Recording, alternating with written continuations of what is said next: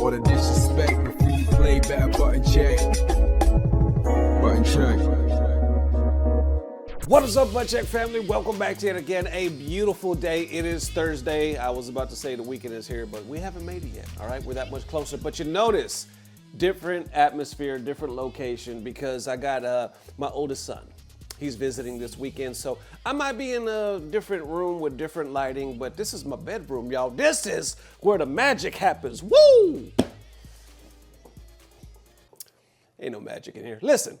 What the hell I'm trying to say is thank you for tuning in. Chapters down below. We got some hot ones. I appreciate the mad love. Let's check buttons. Let's go. All right, now into them. First set of SNK has officially changed their minds, and the FGC is showing some praise buttons that need to be checked. So you remember like a month or so ago, SNK made this announcement talking about like they took away so many slots, so many qualifiers for everything except for like City of the Wolves. So other titles taking too much production time and buzz away from City of the Wolves surely didn't sit well with management. And he's quote retweeting this one right here from the SNK post right here where they say, regarding the finalist slots for KOF 15 and Samurai Spirits at SWC 2026, based on the number of qualifying tournaments and other factors, we have set 16 slots for KOF 15 and 8 slots for Samurai Showdown. We apologize for the delayed announcement and appreciate your understanding. And you can see right here where they damn near. So City of the Wolves seems pretty much the same.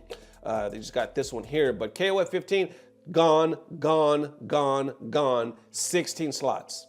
Samurai Showdown, 1, gone, gone, gone, gone, gone, gone, gone, 3, gone, 3, 8 slots. And this is incredibly unfair to all players that have been making great personal sacrifices to travel around the world in hopes of qualifying for one of the already highly contested spots. Pushing these players' passion and dedication is a spit in their faces. So the voices were very loud, but it looks like they had a change of heart. So they posted this the other day saying, regarding SWC 2026 qualifier slots for KOF 15 and Samurai Showdown, after careful internal consideration, in response to the community's feedback, we have decided to increase the amount of qualifier slots to 32 for KOF 15 and 16 for Samurai Showdown. I think that's the biggest takeaway right there, talking about in response to the community's feedback. So they're actually listening. But continuing on, saying King of Fighter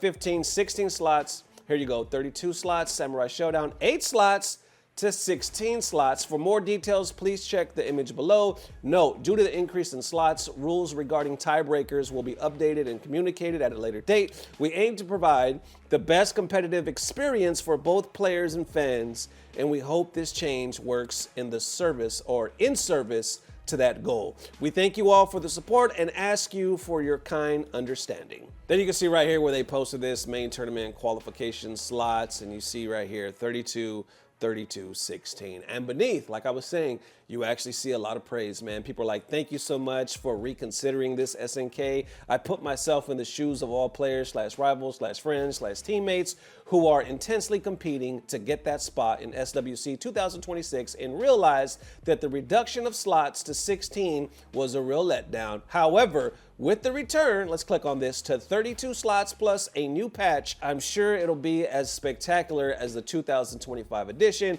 And then you got thank you SNK, this was the right decision. And then thank you SNK for listening to the community. You have earned so much respect by listening to the community. And as a fan and observer, this is great to see. So you have a lot of that. They listened, they responded, they actually corrected it. That's what's up. It is great, right? I think we've seen quite a bit of that. Not, I wouldn't say, anything crazy, but we've seen a lot of that this year where it kind of felt like, hey, the devs are actually listening in different aspects, of course, with different games, but it always feels good. It always feels like, damn, not only when they make corrections, but when they could actually make a statement that says, here's why we made the correction. We listened. You know what I'm saying? It just makes you feel like they actually care. And at the end of the day, that goes a long way. There you have it. How you feeling? Let me know. And all right, next up for that EVO leaderboard, and somehow the FGC getting mad at Ludwig, buttons that need to be checked. So EVO posted this the other day right here saying registration leaderboard as of May 25th. You see Street Fighter 6, obviously, Tekken 8, but check this out. 2x KO. right underneath Tekken 8. And then what's underneath that? Rivals of Ether 2 over Guilty Gear. Damn, that's surprising. Rivals of Ether actually over Guilty Gear. So they post more, but in response, I guess Lud, because Lud's actually, I guess, one of the developers of that game, he actually receives a lot of blowback because they're actually running a campaign to like puff this up and to like make it, I guess, the biggest Rivals tournament ever at this year's EVO. So Ludwig kind of releases this statement right here saying, I'm seeing some people are upset with the placement for Rivals of Ether 2 at EVO. For anybody unaware, I am the publisher for that game. I also remember being in the crowd at EVO 2016 and watching Hungrybox beat Armada through losers. It was a seminal weekend for me. I returned from Vegas and started grinding Smash, got my ass beat, then I started grinding commentary, and then later on turned into streaming. To have another platform fighter and it be the one that I publish means something to me, regardless of how you feel about us. To clarify, I did buy a bunch of EVO passes to help make it the biggest Rivals 2 tournament we've ever had. We handed out passes to the top 128 players, ran online qualifiers, and ran locals, and gave passes to TOs to give to their community. I'm sure I got taken advantage of. People sold codes, shared them without permission, and signed up with no intention of playing. But that's the price I'm willing to pay to make this the biggest Rivals 2 event we've ever had. The community has rallied around us, and I'm pumped to go to EVO this year. This has about 12,000 likes. Underneath it, though, directly underneath it, you do see support. You see Arc System Works actually post underneath it saying congratulations to ROA2 securing the 4th spot at EVO. Coney right here said, bro said seminal. Hungrybox said gonna be a fire tournament. And then you got, I went and watched last year and it was dope. And I don't play Rivals, but I will show up for my pulls and get my ass beaten. So kind of that same train of thought. People are like, you know, backing them. But then you get a different perspective right here saying, look, man, I get it. Really, I do. But the way to go about this is just to not support EVO and inflate the entry counts for ROA2, since there's gonna be like 30% DQs and the Saudi government is gonna get fat stacks from this since they own EVO. He responds saying, right, but we're an indie game and I'm using whatever leverage I have to help support my game. It's naive to think Riot's entrants are organic and not a broader campaign done by a billion-dollar company with a 50-person marketing team. They actually respond back to Lud saying, I'm not gonna meet ride Riot at all, Lud. I don't agree with them at all either, but I can tell you that this is trending right now as a fighting game because it's free to play and there are several top players from other games in it right now, which would explain why so many people are flocking to it. And honestly, I don't like 2XKO. Riot bought four giant ass screens at Frosty Faustings to promote it, and it left like 1 or 2 screens for stuff like Grand Blue, which is wild. I understand you're an indie company, but ROA is beloved in the platform fighter community, so I don't know if this was it. Then you got somebody else saying 2XKO just released at the right time. EVO early bird signups started during EA and normal signups started less than 2 weeks after console release.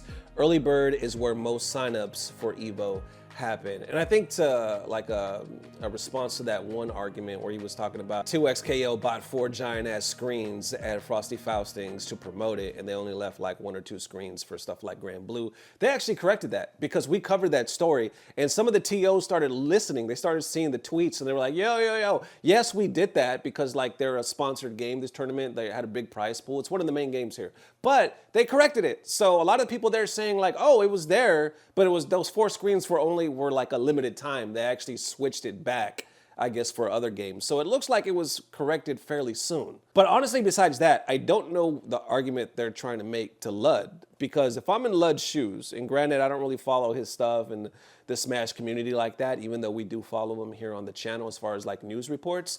If this is my game, I'm going to do the exact same thing. I'm going to try to promote it. Now, it's one thing if you're just like buying fake slots and try to make your game look bigger than it actually is, and that amount of people was not actually there, and this whole thing is fraudulent, then I'm like, bullshit, that's fake as hell. What the hell are you doing? You know what I'm saying? All it's gonna do is backfire. But if you're actually like promoting your ass off into the TOs, here's some free passes, yo, whoever wants to participate, I will buy your EVO, like competition pass, day pass, whatever, that's you putting up your money where your mouth is. You know what I'm saying? So honestly, I don't see anything wrong with that. But please, in the comments, let me know if I'm wrong. Like, if I'm missing something. This man is a dev, and he's running a campaign to promote his game. It is crazy that they're over Strive, but I don't know if that's necessarily something to be mad at. And then the other person making the argument saying, well, it's bad because Saudi's own Evo, and they're the ones that are gonna get the fat check. I don't know if the two connect, you know what I'm saying? Because we've been had that argument about Saudi and Evo and all this stuff, and the FGC, I hate to break it to you, but they've spoken. They don't care.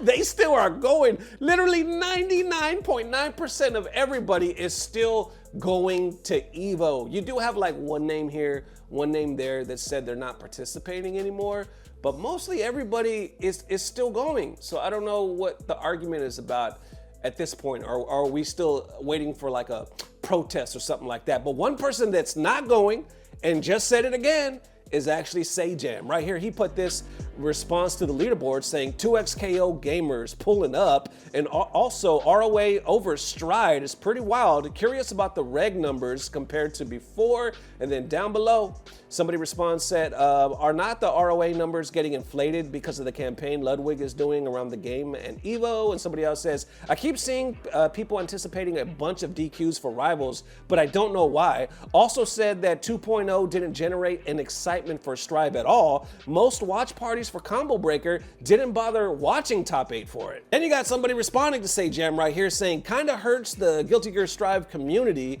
when Evo is owned by a prince who hates queer people. That has 2.7 thousand likes. Sajam actually responds to that saying, I plan to speculate when final numbers are posted, but I also guess that's a big factor. Then he ends it with saying, also, I'm not going.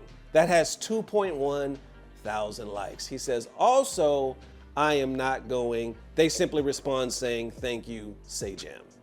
All right, so there you have it. Now, on one hand, it looks like Sajam, he meant what he said. He's like, yo, I'm not rocking with Evo. I don't support this. Max actually said the same thing. Y'all remember that? Those are two huge names in the FGC. Now, Max did say he's still going to show support by streaming it and talking about it, but he just doesn't want to be the face of it anymore because he's been going every year and spending his own money to like set up at Evo and make it his big like celebration with the FGC. But now Max is like, I don't want to be involved with this. You know what I'm saying? I don't even think Max went to the Evo Awards. I did see his team. He rolls with like 3 other guys on his channel. They all kind of have their own channels as well. They were still at the Evo Awards. They're still showing support. So it's very interesting to me that Max is like taking this stance and they're like, well, we're still rocking with it. Now to each their own, right? It kind of does seem like Max is like, well, yeah, this is my opinion, but I'm not forcing my opinion on my team, which is respectable, right? I think that's the way it should be. So anyway, what I'm trying to say is Max and Sajam, 2 huge names now saying they're not participating in Evo anymore, but that didn't seem to really sway any of the other big commentators or competitors. The only other competitor I saw say anything was, who was it? It was Chris CCH. I don't know why I got a brain fart right there. Chris CCH was like probably the only competitor that he was like, I might have to retire. But then you did see Chris CCH actually competing. He won. Didn't he win like a World Warrior the other day? So I'm not sure what his plans are now or if he'll be at Evo. Honestly, if Evo ever shuts down, the way I see it, let me know if you think I'm off with this one. I don't think it'll ever be this whole Saudi thing. I don't think it'll ever be because of a protest. The way the numbers are swinging in their favor and Evo is growing so much and it's gonna be even more mega next year, it's not gonna end or be affected at all by Twitter, social media, or people are like, hey, let's protest and sign this petition. No, the only way it'll ever be affected at this point, because the machine is going, y'all, and it's greased up, it's ready to go, is if the bubble pops and Saudi decides they are done and they pull out. If they pull out, then we don't get pregnant. Otherwise, I'm not on birth control. I don't know if y'all are. Anyway, you know what the hell I'm trying to say. That sounded bad. That sounded sus as hell. The moment it came out of my mouth, that sounds even worse. Anyway, long story longer, what I'm trying to say is if and when the bubble pops or if Saudi changes their mind, that's when this stops. I don't see it stopping any other way. You know what I'm saying? But that's another discussion if that's actually a good thing or a bad thing. Because as of right now, 99.9% of everybody is still rocking. You know what I'm saying? How y'all feeling? Let me know. There it is one more time, Butt Check family. Definitely let me know how you are feeling. I'm hot as hell. I don't know why I'm wearing a sweater in this damn room right now. It is not the same ventilation in this room. So either way, appreciate the massive love. Thank you for stopping by. Tomorrow's Friday. It's the weekend, so we're almost there. I will definitely see you tomorrow. I'm not sure which room I'll be in, but I'll still be here for y'all. So appreciate the massive love as always. I don't know what it is, but I know somehow, some way, it's about to get better. Love y'all forever. Peace. Blah, blah, blah. Subscribe.